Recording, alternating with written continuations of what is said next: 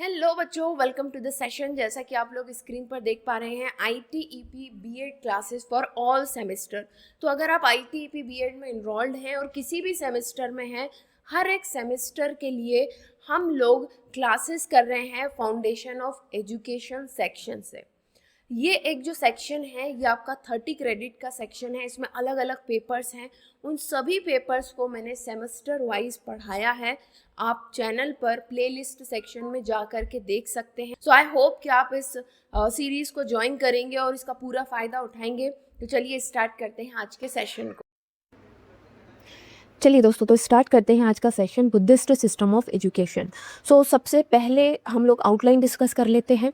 और उससे भी पहले ये लेक्चर जो है उन सभी लोगों के लिए है जो कहीं ना कहीं टीचिंग फील्ड से जुड़े हुए हैं। स्पेसिफिकली ये ITEP 4 ईयर B.Ed का जो कोर्स है उसके सेमेस्टर 1 का एक पेपर है फाउंडेशन ऑफ एजुकेशन में, है ना, evolution of Indian education system, उसका एक पार्ट है बुद्धिस्ट सिस्टम ऑफ एजुकेशन। तो आज के इस लेक्चर में हम लोग पढ़ने वाले हैं व्हाट इज़ बुद्धिज़्म, है ना, and how Buddhism has been emerged. क्यों बुद्धिज़्म या बुद्धिस्ट सिस्टम ऑफ एजुकेशन के आने की ज़रूरत क्या पड़ी, क्या है बुद्धिज़्म एंड इनका सिस्टम ऑफ एजुकेशन का सिस्टम ऑफ एजुकेशन, ये हम लोग देखने वाले हैं। देन उसके बाद पूरी एक आउटलाइन है, एम्स ऑफ एजुकेशन बुद्धिज़्म में क्या थे, करिकुलम क्या था, बुद्धिज़्म में क्या पढ़ाया जाता था, किन तरीक़ों से पढ़ाया जाता था, मेथड्स ऑफ टीचिंग, टीचर्स किस तरह के होते थे, क्या उनकी रिस्पॉन्सिबिलिटी थी, स्टूडेंट्स कैसे होते थे, क्या उनका बिहेवियर, क्या उनके ऊपर रिस्पॉन्सिबिलिटी थी, डिसिप्लिन किस तरह का था, टीचर स्टूडेंट रिलेशनशिप किस तरह का था, टीचिंग इंस्टीट्यूट मतलब कि स्कूल्स किस तरह के थे उस समय पर,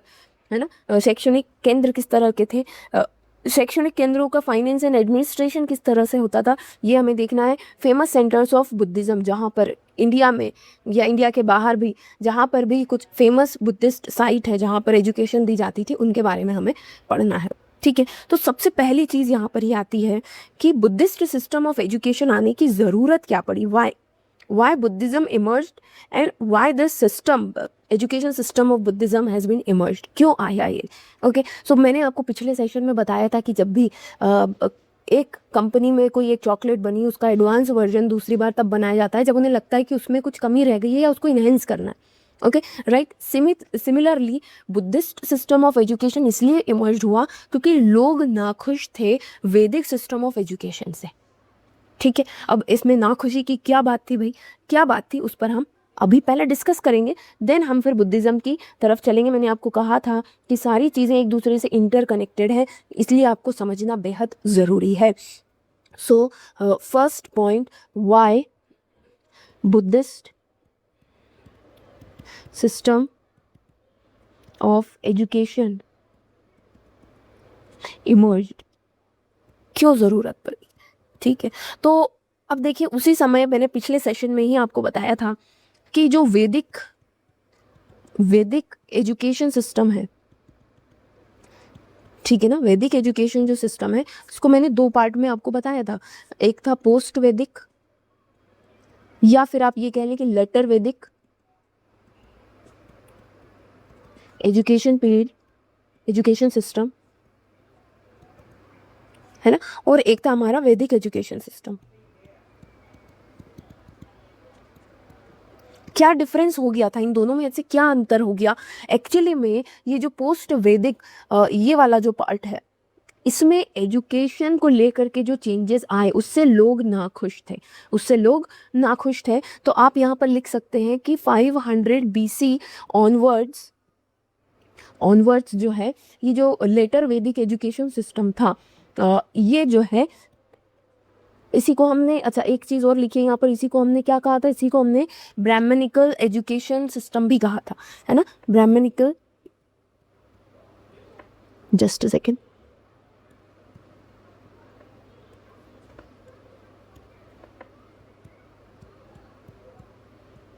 ब्राह्मणिकल एजुकेशन सिस्टम भी कहा था इसको।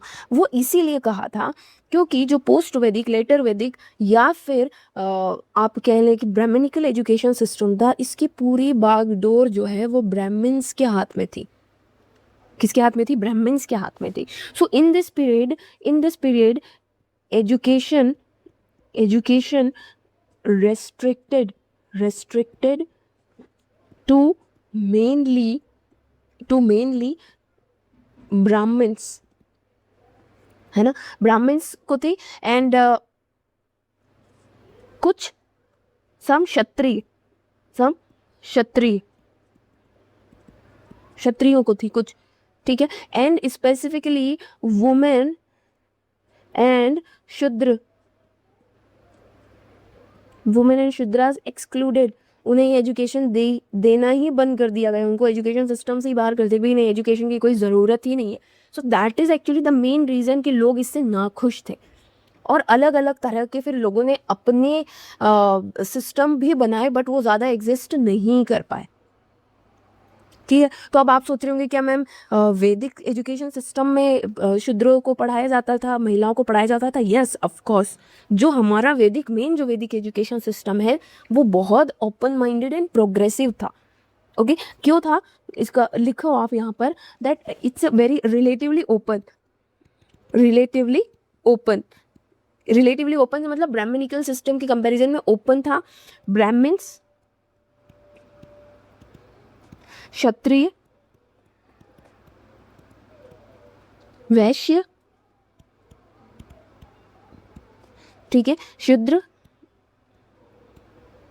And womens get equal opportunity, get access to education, okay. Then यहाँ पर जो हमारा जो मेन वैदिक पीरियड था, इसमें जो गुरु थे, एज अ गाइड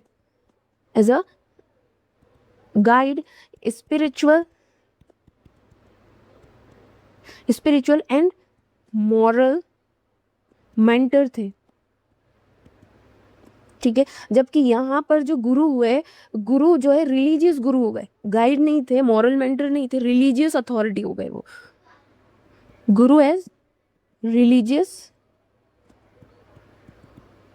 अथॉरिटी, ठीक है. एंड यहाँ पर जो इम्फेसिस आप किन चीज़ों को देने लगे थे? Emphasis on rituals, just a second, emphasis on rituals, caste duty and धर्म, ये बात होने लगी थी यहाँ पर. ठीक है, जबकि जो हमारा ओरिजिनल जो मेन वैदिक काल था, उसमें नॉलेज और ट्रुथ, मोक्ष, है ना, इसमें किस पर इम्फेसिस था? इम्फेसिस ऑन knowledge,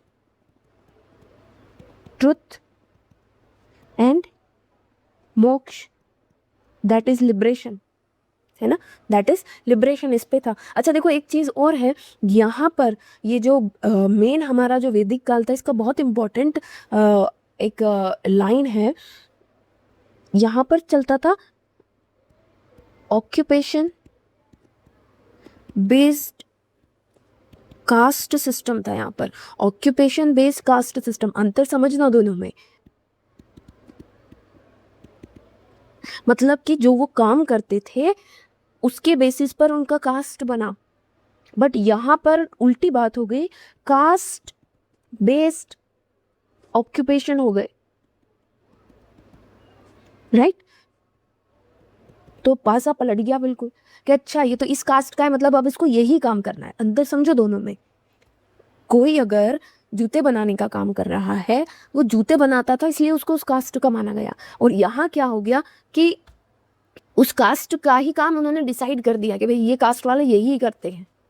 दोनों में बहुत बड़ा डिफरेंस है. और इसीलिए यही जो कारण रहे, इन्हीं कारणों से लोग, इसको ऐसे लिखो, due to these changes people were unhappy. और अलग अलग बीच में लोगों ने विरोध भी करा, चरवाक आए, आजीविकास आए, इनके सिस्टम्स आए, इन्होंने एक नया सोसाइटी, नए रिचुअल्स बनाने की कोशिश करी, बट वो ज़्यादा लंबे समय तक नहीं चल पाए क्योंकि उनकी कोई बेस नहीं था, उनकी कोई फिलोसॉफी नहीं थी. बस इन्हीं चीज़ों से नाखुश होते हुए फिर 500 BC के बाद किसकी एंट्री होती है? बुद्धिज़्म की एंट्री होती है. So now it's come to what is Buddhism and how the system Buddhist system of education developed. How, इसको ऐसे भी लिखेंगे हम,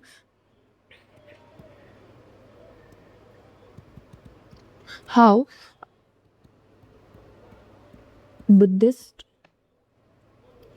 सिस्टम ऑफ एजुकेशन डेवलप्ड.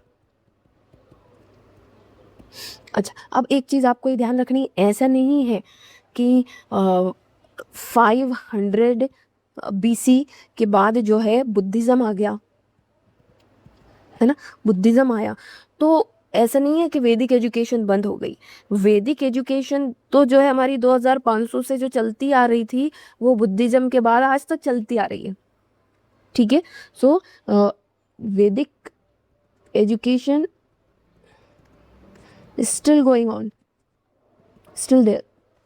तो बुद्धिज़्म और वैदिक एजुकेशन साथ साथ चले. ऐसे ही फिर जैनिज़्म आएगा तो वो भी साथ साथ चले, मुस्लिम एजुकेशन आएगी वो भी साथ साथ चले. ठीक है. बट ये एजुकेशन सिस्टम आए क्यों है? क्योंकि पिछले सिस्टम से कुछ परेशानी आती, इसलिए नए सिस्टम आए. अब कैसे आया बुद्धिज़्म? अब बुद्धिज़्म आने का मेन कारण तो मैंने आपको बता दिया कि लोग परेशान थे. उसके बाद जन्म होता है इन 563 BC में लॉर्ड बुद्धा का. Lord Buddha was son of king Shuddhodana.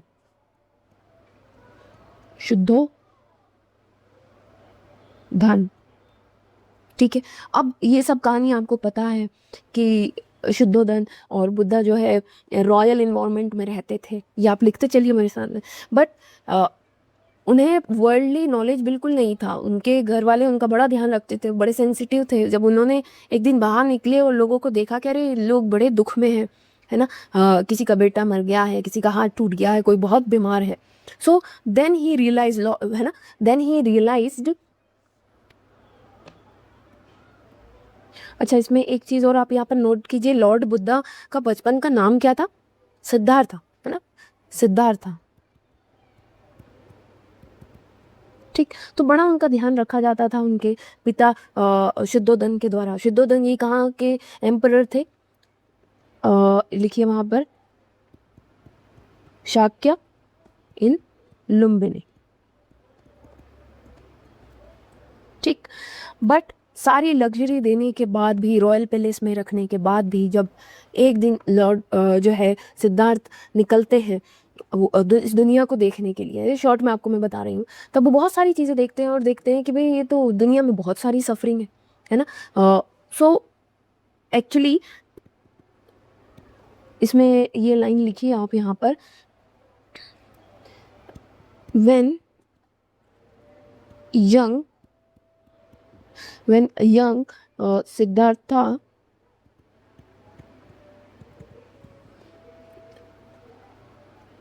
seen worldly suffering,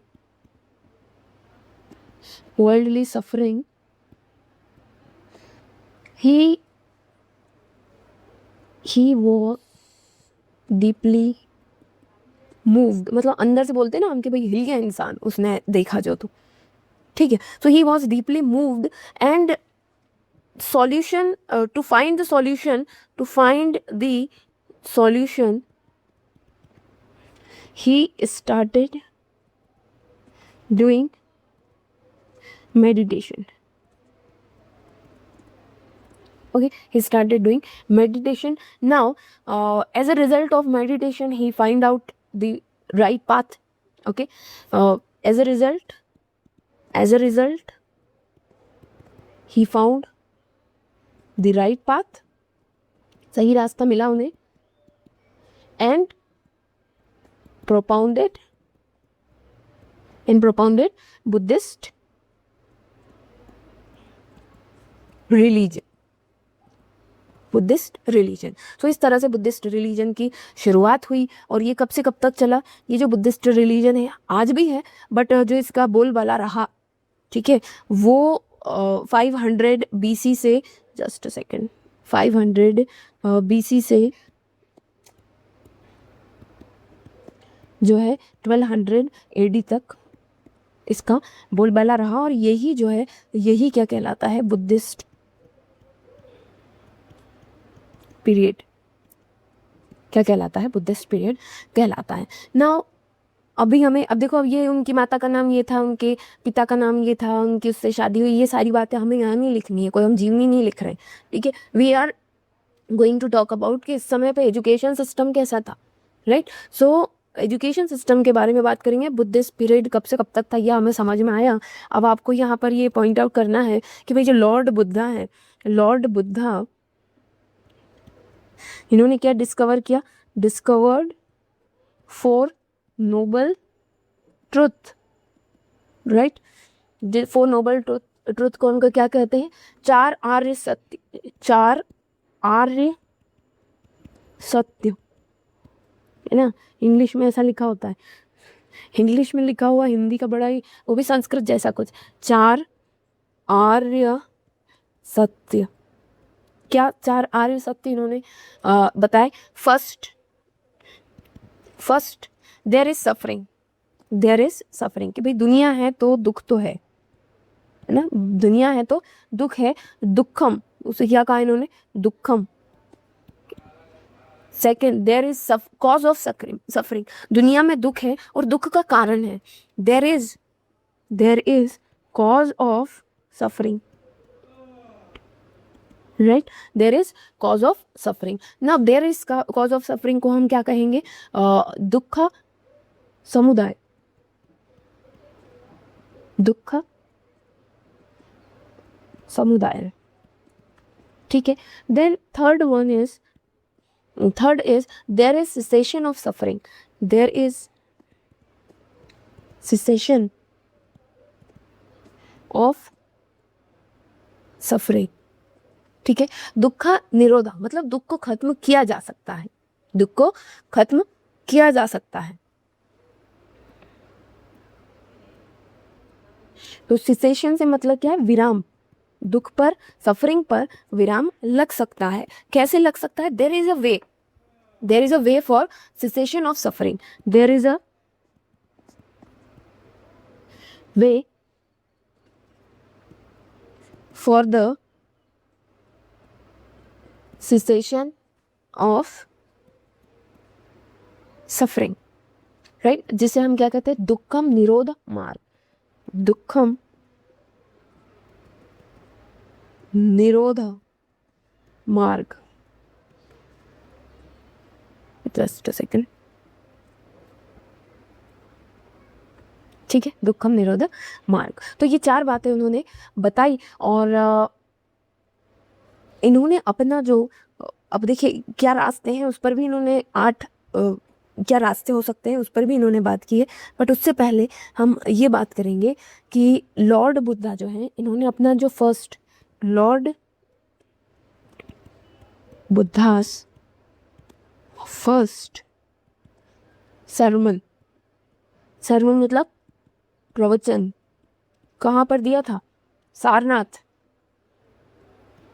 eight Sarnath, ठीक है, Sarnath that is 8 kilometre away from Varanasi,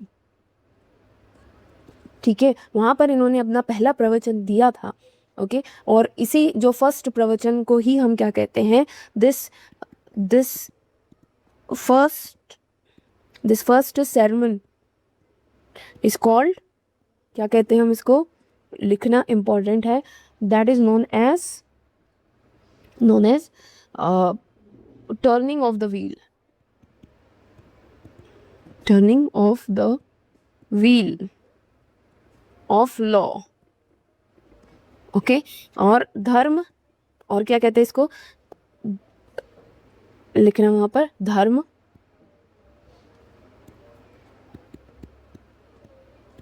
धर्म चक्र प्रवर्तना, धर्म चक्र प्रवर्तना या टर्निंग ऑफ द व्हील इसे कहा जाता है। कहाँ हुआ था ये, किसको कहा जाता है? फर्स्ट प्रवचन जो उन्होंने दिया था, फर्स्ट sermon जो उन्होंने दिया था, उसे कहा जाता है first sermon is called the turning of the wheel of law और द धर्मचक्र प्रवर्तन। ओके, नाउ ये जब हुआ तो इनके सपोर्ट में, ये बातें जब इन्होंने बताई तो इनके सपोर्ट में काफ़ी सारे किंग्स, है ना, कंटेम्प्रेरी किंग्स, देखो वहाँ पर कंटेम्प्रेरी मतलब उस समय के contemporary Kings and monarch supported and established mathas and viharas.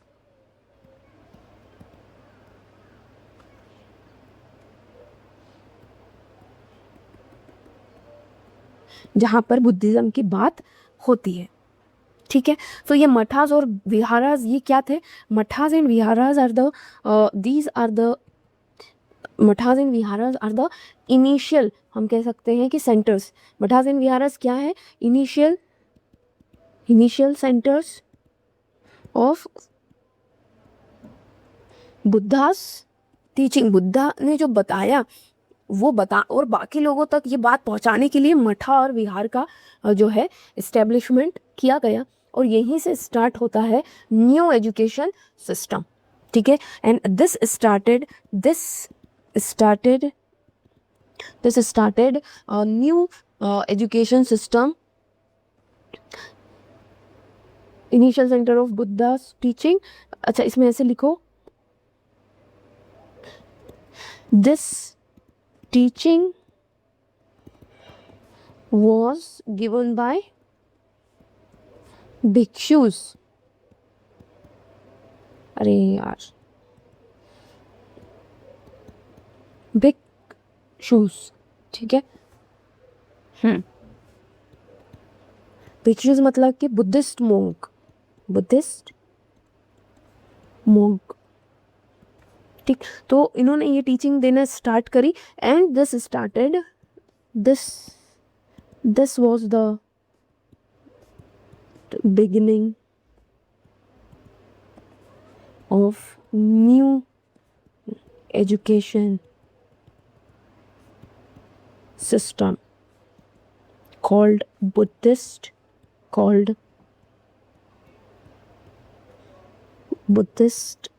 education system, right. So अभी आपको समझ में आया कि किस तरह से ये चीज़ें डेवलप हुई, क्या इसके पीछे कारण रहा।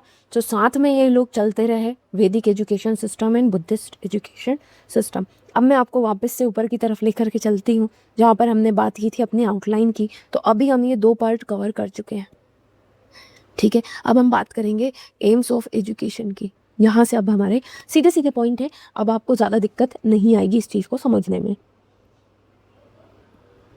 चलिए, तो अब बात करते हैं हम third point, AIIMS of education in Buddhism, right. So AIIMS of education in Buddhism में सबसे पहला पॉइंट जो आएगा, that is first is physical development, right, physical development. तो ये सभी को पता है कि अगर आपको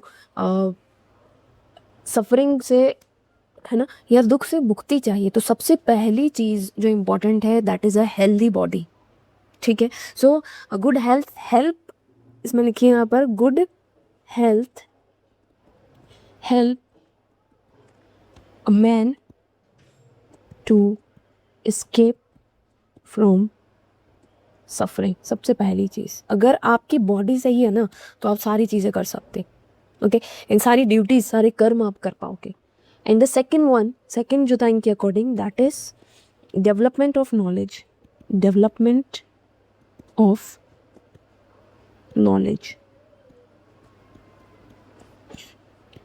ठीक। डेवलपमेंट ऑफ नॉलेज में इनका कहना था इग्नोरेंस, ठीक है। Main cause of suffering is ignorance, okay. So according to them main cause of suffering is ignorance, मतलब अज्ञानता,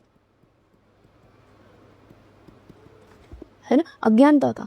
अब अगर आपको सफरिंग से दूर भागना है, ठीक है, मतलब अज्ञानता से मुक्ति पानी है, मतलब कि अज्ञानता ही एक्चुअली में, इग्नोरेंस, अज्ञानता ही सफरिंग का कारण है। ओके, सो सफरिंग से बचने के लिए आपको क्या चाहिए? आपको क्या चाहिए? निर्वाणा। निर्वाणा मतलब कि मोक्ष, ठीक। सो ये कैसे डेवलप होगा? मोक्ष you can get by, you can get by true knowledge. True knowledge. And what is the true knowledge? True knowledge according to Buddhism is four noble truth. Four noble truth is the true knowledge. Okay, and in the four noble truth, fourth is the right. Fourth is the right path. right path, या आप कह लें कि right path को ही हम कहेंगे Nobel eightfold path. उन्होंने बताया था कि रास्ता है, अभी हमने बात की ना कि सफरिंग से मुक्ति का रास्ता है, वो कौन सा रास्ता है? वो सही रास्ता, उसी रास्ते को इन्होंने और क्या नाम दिया? Noble eightfold path. Noble eightfold path, जिसको हम हिंदी में कहते हैं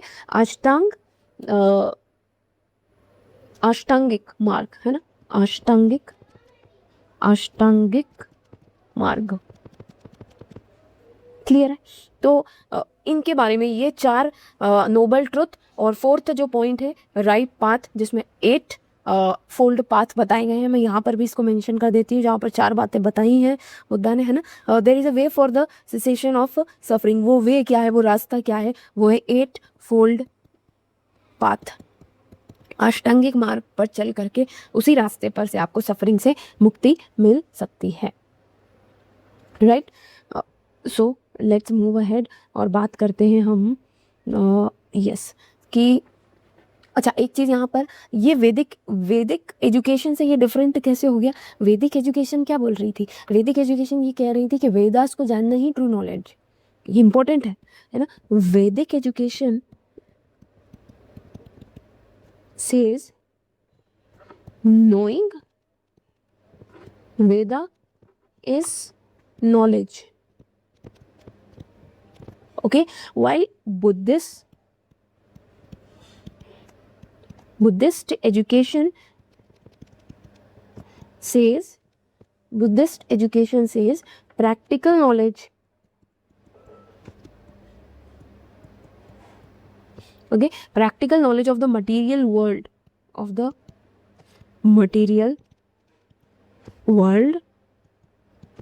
four noble truth, okay, that are the true knowledge, है ना, that was regarded as true knowledge। क्या? चलो आगे बढ़ते हैं। देन नेक्स्ट पॉइंट है, अच्छा आगे बढ़ने से पहले आप नोबल एट फोल्ड पाथ आप लिख लीजिए, वो आपको बहुत हेल्प करेंगे, है ना।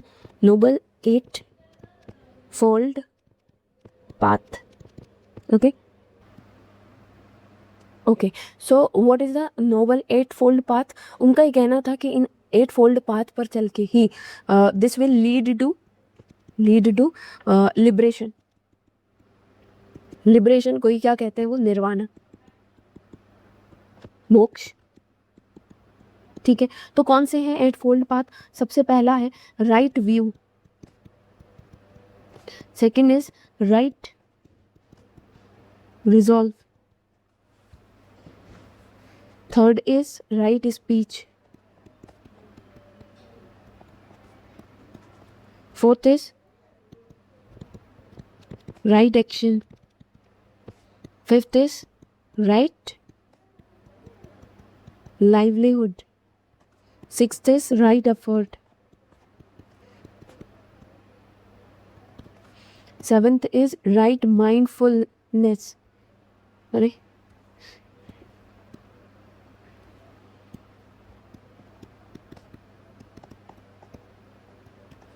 mindfulness, just a second, right? And the 8th one is right concentration.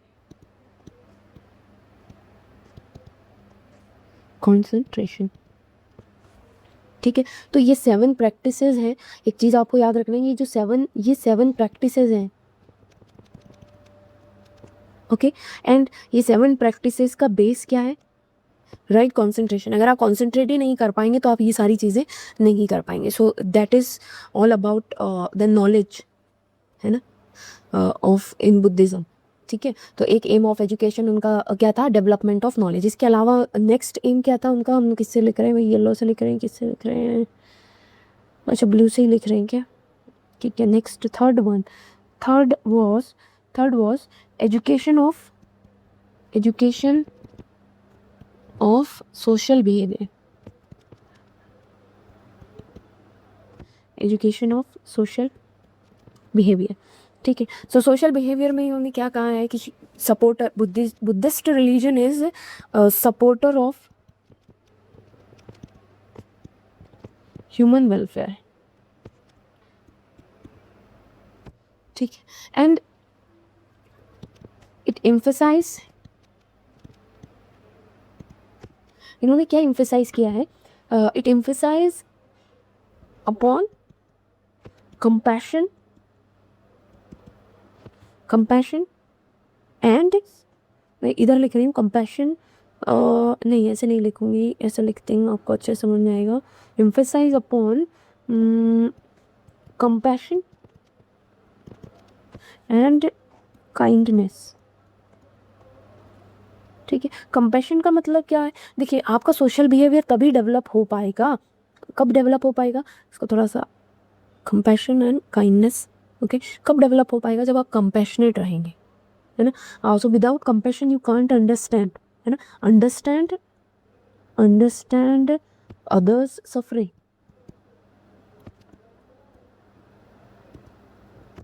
ठीक है, others suffering, and you have to show the kindness. ठीक है, you have to show the kindness. Without kindness you cannot meet the suffering of others,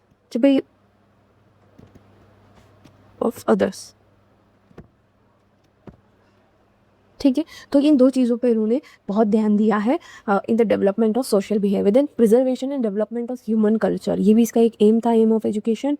that is 4th, preservation and development of human culture.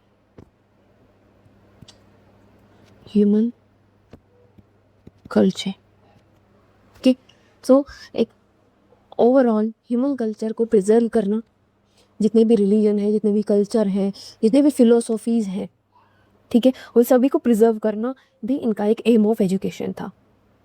ठीक है, सो बहुत सारे scholars को भी इन्होंने ancient literature को पढ़ने के लिए और उनको प्रिजर्व करने के लिए, उन्हें लिखने के लिए इन्होंने रखा हुआ था. ठीक है, so they have prepared manuscript.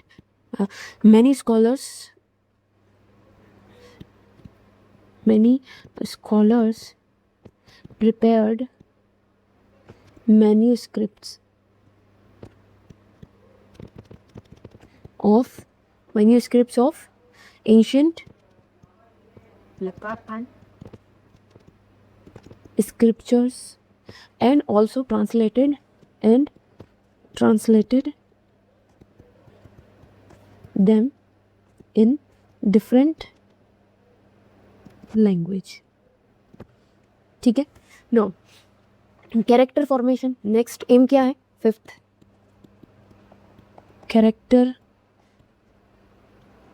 Formation. Right, so character formation is much important because, है ना, कैरेक्टर, एक इंसान में कैरेक्टर होना चाहिए. So they have given importance to self control, compassion and kindness. Okay, so और जिसमें ये होगा, समझो इस बात को, क्या कि आपके अंदर कंपैशन, ठीक है, आपके अंदर क्या होना चाहिए, कंपैशन होना चाहिए, आपके अंदर काइंडनेस होना चाहिए, एंड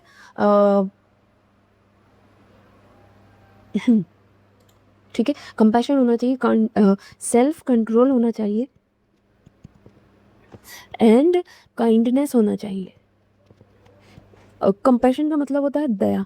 अगर आपके अंदर ये तीनों चीज़ें हैं तो it will give it will good means एक गुड कैरेक्टर निकल करके आएगा स्टूडेंट के अंदर, ठीक है।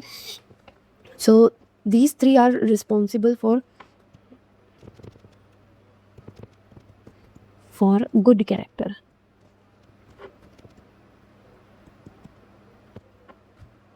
ठीक है, नाउ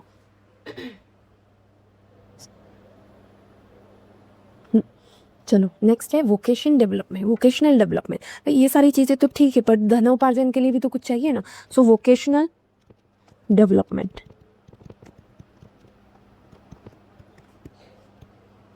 वोकेशनल डेवलपमेंट में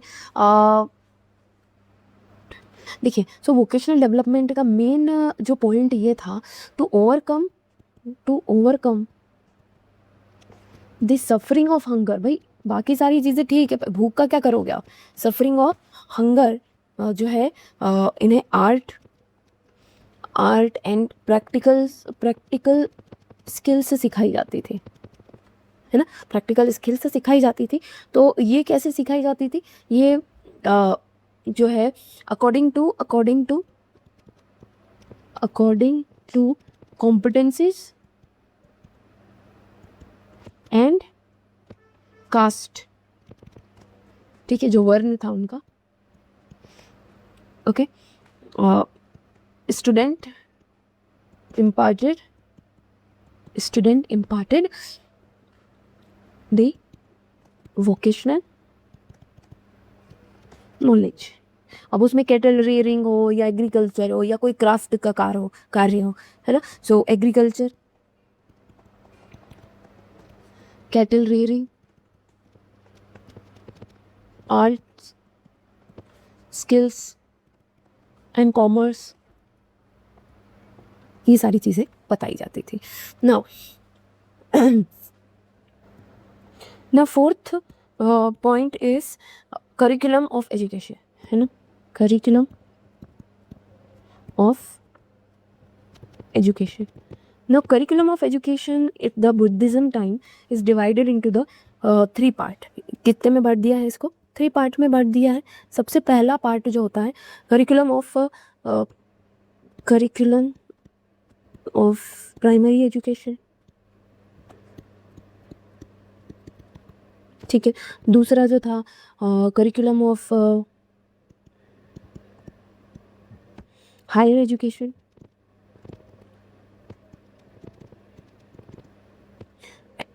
and the last one is curriculum of भिक्षुक, है ना, curriculum of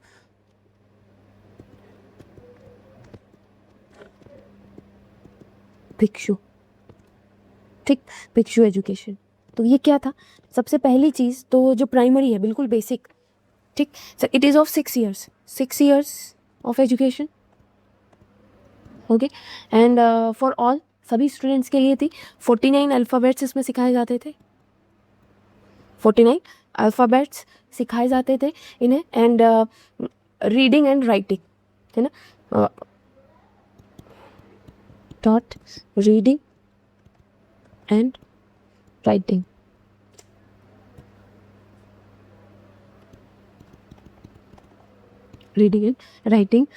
of the language,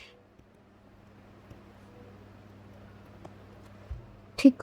now इसके अलावा इन्हें कुछ 5 साइंस भी सिखाए जाते थे, logic, medicine, masonry and morphology, लिखिए वहाँ पर। Now curriculum of higher education में 12 ईयर ऑफ एजुकेशन होते हैं, ठीक है। देन इसमें जनरल नॉलेज ऑफ, इसमें क्या क्या सिखाया जाता था आप देखिए, इसमें ग्रामर,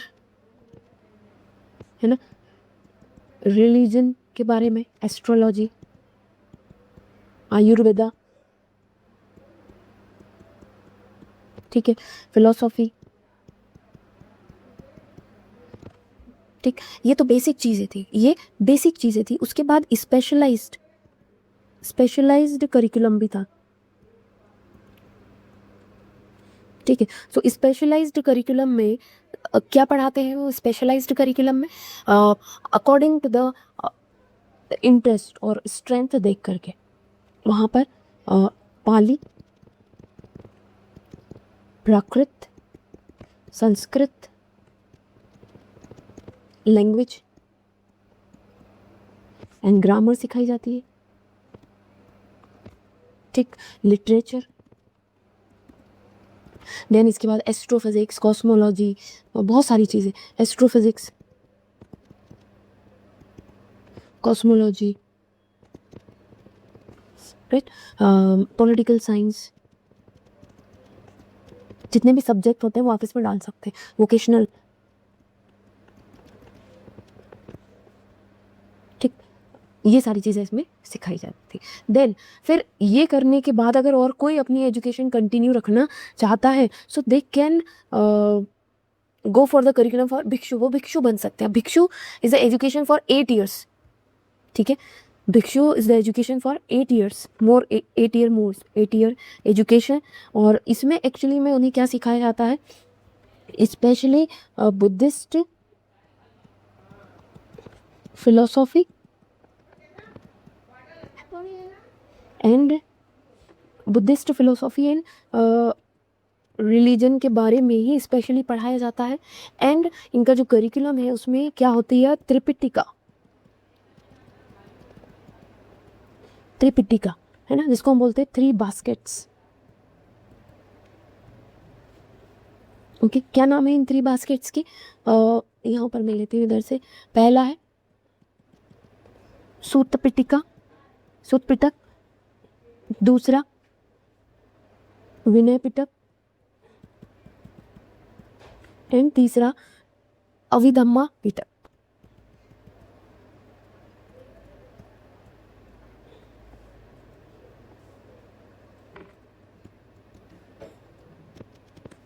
ठीक, एंड इन ये जो भिक्षु एजुकेशन लेते थे they were taught the architect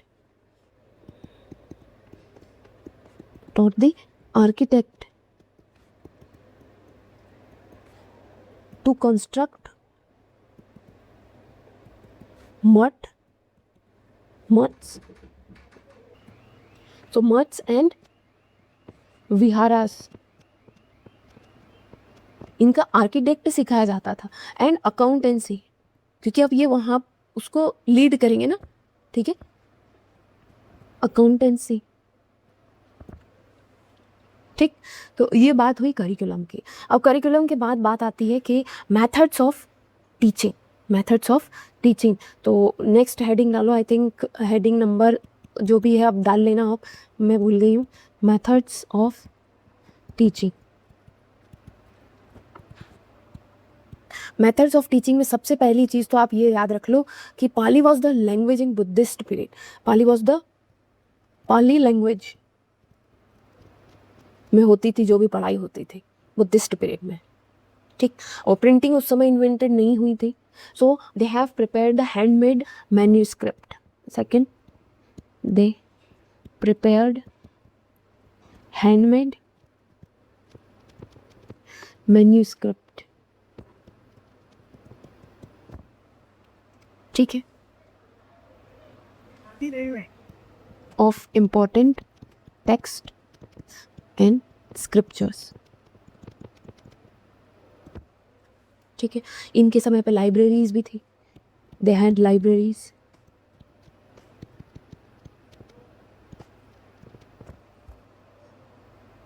okay, then अब पढ़ाने का तरीका क्या था? पढ़ाने का तरीका था इमिटेशन मेथड। मैं दूसरे कलर से लेती हूँ इसको, दैट मस्ट बी, क्या कलर लिया जाए, येलो तो है ही अपने पास, ग्रीन ले लेते हैं, लाइट ग्रीन, है ना। सो फटाफट लिखना, इमिटेशन मेथड, नकल करना, मतलब रिसाइट करेंगे बच्चे, टीचिंग लर्निंग, है ना। प्राइमरी लेवल पर यही मेथड होती थी, प्राइमरी लेवल पर, ठीक है। देन क्वेश्चन आंसर मेथड,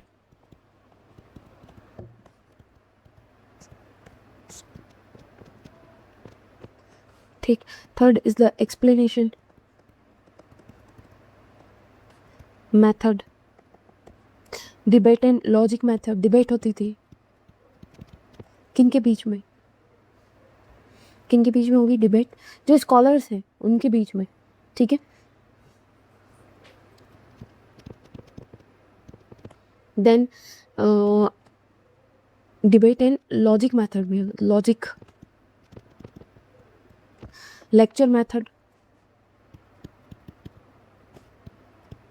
अब इनके बारे में भी अगर बताया जाए तो बहुत कुछ बताया जा सकता। टॉपिक्स भी डिसाइड होते थे कि लॉजिक से अगर आप पढ़ा रहे हैं तो किन किन टॉपिक्स, किस तरह के टॉपिक्स को पढ़ाया जाएगा। शास्त्रार्थ होता था एंड कॉन्फ्रेंसेस मेथड। शास्त्रार्थ करना मतलब कि क्वेश्चन आंसर पूछना, है ना, वो हमने बात की थी पिछली बार में। Self study and tours, tours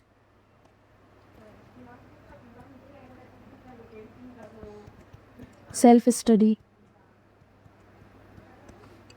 ठीक है। Demonstration and practice method, demonstration, right. अब आगे बढ़ते हैं, नेक्स्ट टॉपिक आएगा हमारा डिसिप्लिन। डिसिप्लिन किस तरह का रहता था।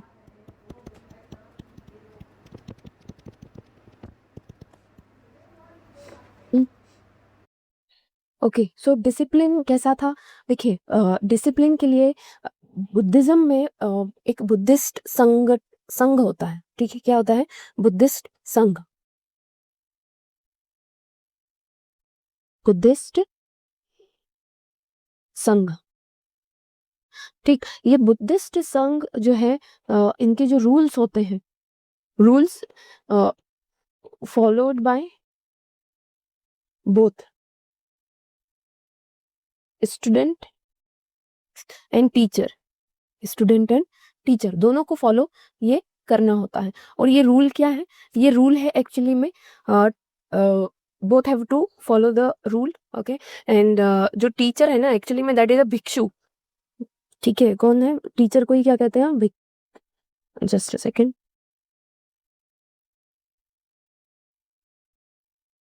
ठीक। जो उतनी ज्ञान प्राप्त कर लेता है ना आखिरी लेवल तक की, भिक्षु, वो टीचर है, ठीक है। दोनों को ही रूल फॉलो करने हैं, ओके। तो अब ये फॉलो होंगे रूल, तो इनकी एक सेरेमनी होती है, क्या होती है, पब जा संस्कार, मतलब कि एंट्री इन मठ और विहार, ठीक है। ये सेरेमनी है ना। स्कूल, स्कूल एंट्री सेरेमनी कह दीजिए आप इसको, स्कूल एंट्री सेरेमनी, ठीक है। School entry ceremony. Now once they enter, they have to follow, once once they enter, they have to follow, दोनों को ही फॉलो करना है। They have to follow, teacher और स्टूडेंट दोनों को, they have to follow 10 rules, they have to follow 10 rules, है ना। 10 रूल्स को ही हम क्या कहते हैं, दसी का पदानी, दसी, दसी का पदानी, ओके। अब ये क्या है, ये है, सबसे पहला है non violence, second good character, third speak truth, fourth avoid eating untimely,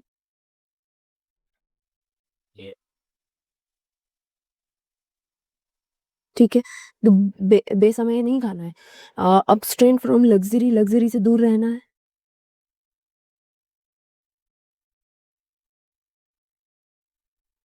sixth, abstain from dance and music,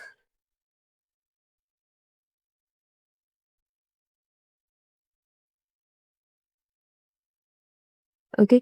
then renounce intoxicating material, मना करना है, विरोध, ठीक है। intoxicating material, avoid back beating, पीठ पीछे बुराई नहीं करना है,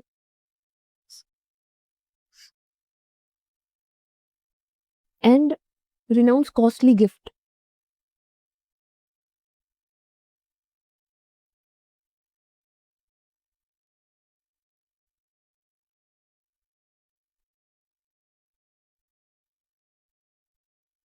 In charity. ठीक है, अब इसमें क्या रह गया, मैंने कुछ छोड़ दिया क्या? नॉन वायलेंस 6 7 8 9, स्पीक ट्रुथ, लगे डांस एंड म्यूजिक, अच्छा ठीक है। सो अपार्ट फ्रॉम दिस जो भिक्षु होते हैं, है ना, अपार्ट फ्रॉम दिस भिक्षु, अरे भिक्षु ऑल्सो फॉलो 8 मोर रूल्स। ये तो बच्चों के जो हैं वो तो उन्हें फॉलो करनी है, इसके अलावा 8 और रूल्स उन्हें फॉलो करने हैं। ओके, नाउ अगर ये इन रूल्स को फॉलो नहीं करते हैं, अच्छा एक चीज और, 2 महीने में ये लोग आपस में मिलते हैं। कौन लोग? जो संघ के हैं, है ना, स्टूडेंट और टीचर, इंट्रोस्पेक्शन और कन्फेशन करने के लिए। अगर कोई गलती होगी तो आप बता दो भाई, ठीक। So not 2 month, twice in a month, twice in a month, twice in a month, teacher and student, teacher and students meet at a specific place for introspection and to confess, introspection मतलब कि मतलब अवलोकन करना, ठीक है, ये आप इसको कह सकते हैं, है ना, आत्म निरीक्षण आप इसको कह सकते हैं, ठीक। अब अगर मान लीजिए दोनों में से कोई भी गलती करता है तो जो संगठन है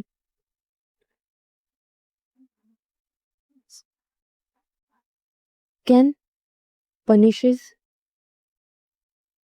टीचर और स्टूडेंट, दोनों को वो पनिश कर सकते हैं अकॉर्डिंग टू देयर बिहेवियर, ठीक है। चलो ठीक, अच्छा एक चीज आपको ये ध्यान देनी है, थोड़ा सा इसमें करेक्शन है। क्या करेक्शन है? कि संगठन जो है वो भिक्षु को पनिशमेंट देता था और टीचर जो है वो स्टूडेंट को पनिशमेंट देता था, ठीक है। अब पनिशमेंट देने का मतलब यहाँ पर कोई मार कुटाई वगैरह नहीं थी, उन्हें आउस्टेड मतलब कि बर्खास्त कर दिया जाता था मठ से या फिर विहार से, ठीक है।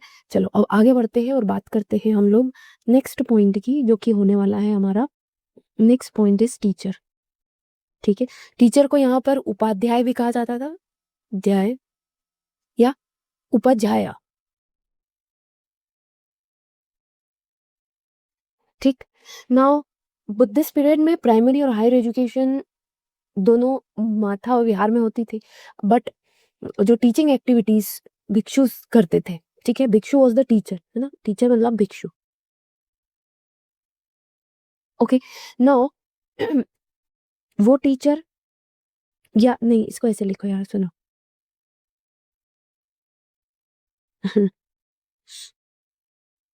इसको हटाती हूँ मैं। भिक्षु जो टीचर थे उन्हें उपाध्याय या उपध्याय भी कहा जाता था, ठीक है। नाउ टीचर बनने की जो प्राइमरी रिक्वायरमेंट थी, एलिजिबिलिटी थी, दे मस्ट हैव बी भिक्षु। पहली बात तो भिक्षु होने चाहिए, मतलब कि वो उतनी पढ़ाई हायर से भी ऊपर वाली लेवल तक की पढ़ाई हो, ठीक है। आफ्टर मतलब कि इसको, यार बड़ी गड़बड़ हो रही है, 12 years of education must be completed after higher education, समझे? तो जो हायर एजुकेशन है ना, उसके बाद 12 साल की एजुकेशन अगर कंप्लीट की है तो ये फिर बन सकते हैं, दूसरा था कि भाई बुद्धिस्ट को इन्होंने अडॉप्ट करना पड़ेगा, बुद्धिज्म अडॉप्ट करना पड़ेगा। तीसरा लाइफ लॉन्ग सेलिबेसी, ब्रह्मचर्य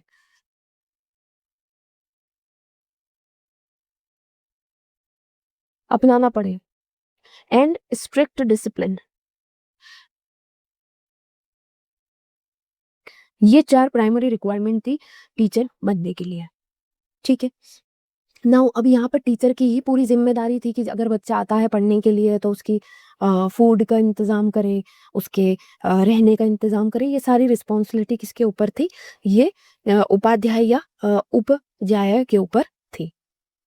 ठीक है, नेक्स्ट आता है स्टूडेंट।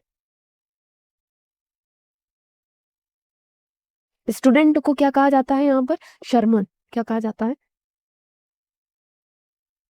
शर्मन और समनर। ठीक है, इन्हें क्या करना पड़ेगा?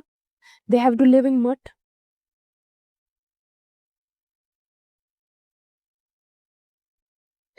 मट्स एंड विहारास जो भी है। Okay, they have to follow the rules and regulation, तो पता ही है आपको, है ना? 10 rules, 10 rules they have to follow, right? Then उस वो मैं 10 रूल्स आपको लिखवा ही चुकी हूँ। Then before teachers they have to do the morning prayers. Okay, ठीक है, मॉर्निंग प्रेयर्स करनी है। एंड अगर आप हायर एजुकेशन के लिए पैसे नहीं दे सकते हैं तो आपको मैनुअल सर्विसेज करनी पड़ती है यहाँ पर। ओके, ये तो बेसिक चीज़ें होंगी। इसके बाद हम बात करेंगे student teacher relationship. Student teacher relationship. Okay, so ये तो आपको पता ही है, हमने सारी चीज़ें अभी तक जो बात की है। ओके, सो एक स्टूडेंट, पहले हम लिखते हैं टीचर्स रिस्पॉन्सिबिलिटी।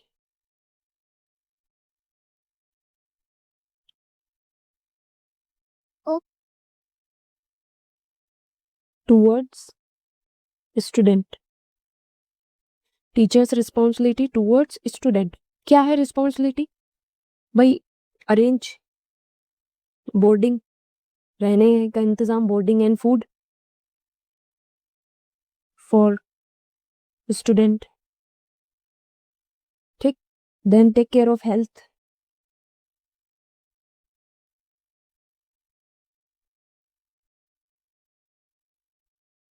ठीक, देन प्रोवाइड नॉलेज ऑफ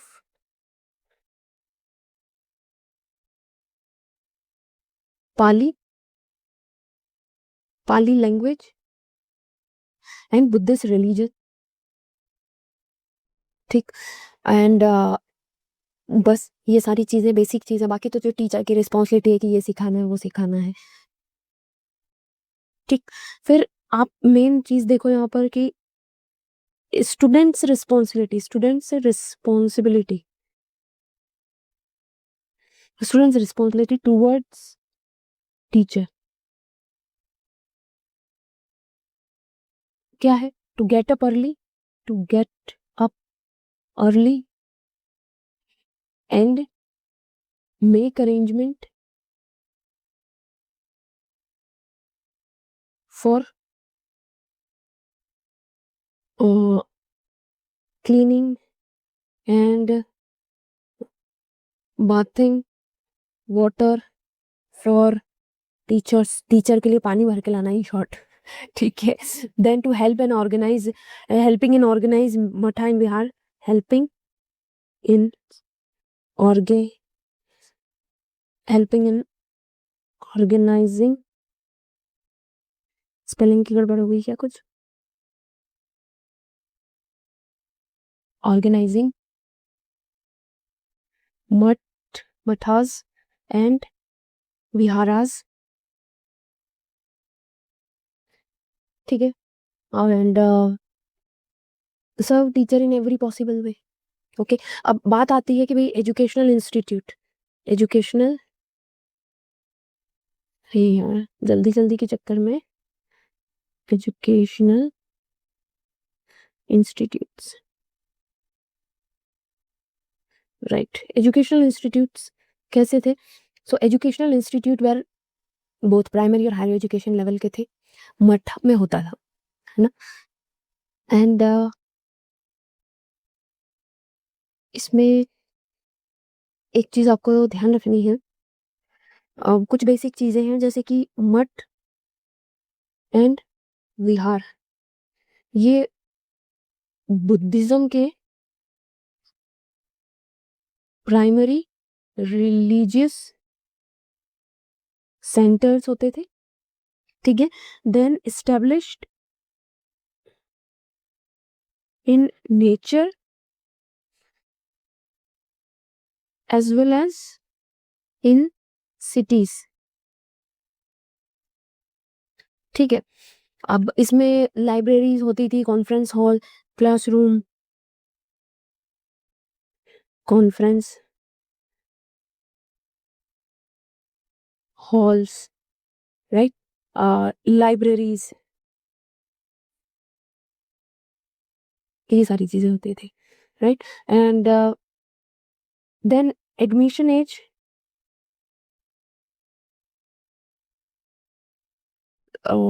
हाँ, एडमिशन एज जो होती थी इसमें 6 years, ठीक है। एडमिशन एज 6 years, और जो सेरेमनी होती है वो मैंने बताई आपको, क्या होती है? पबजा संस्कार। क्या होती है? पबजा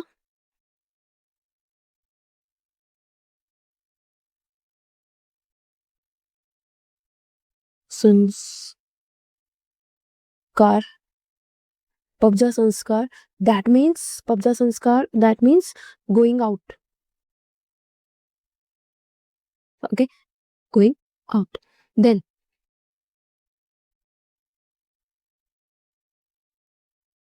इसमें क्या होता है? They have to shave their head, है ना, shave head. Second, wear yellow robe, ठीक है। एंड एक झोला उनके हाथ में दे दिया था, a staff was placed in hand, ठीक है। तो ये उनके साथ होता था। उसके बाद वो फिर भिक्षु अपने टीचरों के मतलब जो स्टूडेंट है अपने टीचरों के पैर पड़ते हैं, और पैर पड़ते हैं, आशीर्वाद लेते हैं, और एक ओथ लेते हैं, 3 oaths, है ना। भिक्षु एडमिनिस्टर, देन भिक्षु एडमिनिस्टर 3 oaths, ठीक है। 3 oaths, these 3 oaths are known as, शरण त्राई, शरण त्राई, ये आपको ध्यान रखना पड़ेगा, ठीक है। I take refuge with Buddha, I take refuge with religion, I take refuge with Sangha, ठीक है। ये 3 उनकी औथ होती है, हालांकि हमें इतने डिटेल में जाने की ज़रूरत नहीं है। देन अगर हम इसके बाद बात करें तो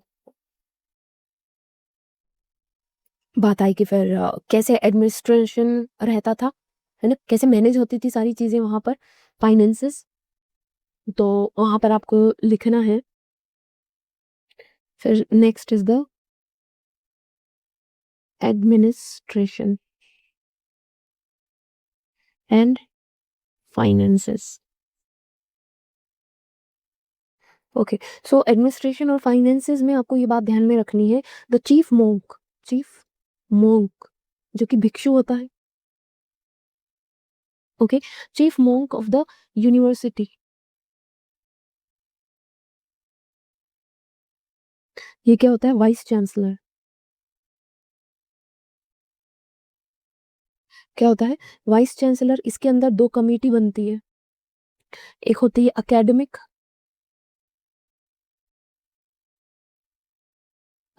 कमेटी, और दूसरी होती है एडमिनिस्ट्रेटिव।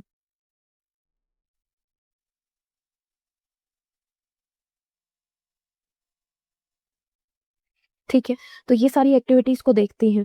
इसके अलावा जो रेवेन्यू आता है यूनिवर्सिटी को 200 विलेजेस दिए जाते हैं।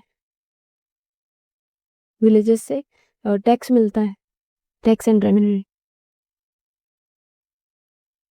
ठीक है। बिसाइड दिस जो है king and emperor, donation from king and emperor. Okay, so I think the session is going to be too long. अब जितनी भी इम्पोर्टेंट साइट्स हैं वो हम नेक्स्ट सेशन में कंप्लीट करेंगे। ओके।